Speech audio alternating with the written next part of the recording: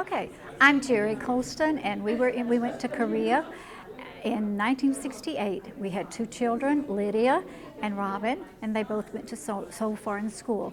We lived in the Yeonhee-dong area of Seoul, and we began a chapter in our life that lasted until 2002.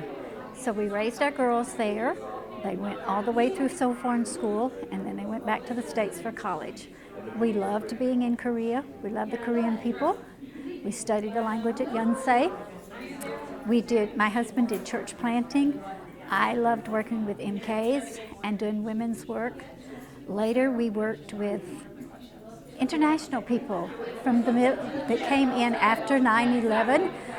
That was the end of our time in Korea. We spent 8 years working with those people that had come into Korea to do the factory work.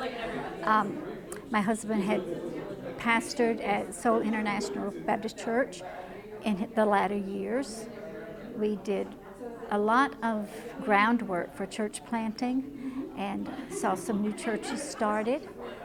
And we thoroughly enjoyed the camaraderie and the love that we experienced from other missionaries there. And these are treasured memories to our girls. They were nurtured by so many people, and this was a good way to grow up, and they treasure that very much.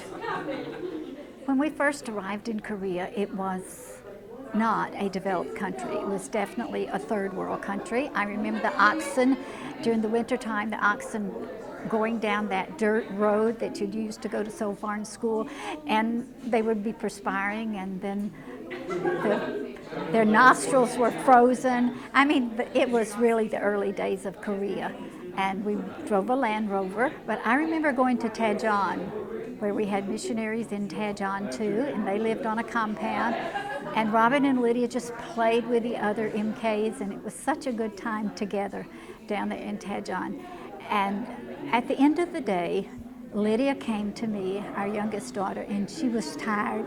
And she looked at me and she said, "Mom, when are we going back to America?" I said, "What?"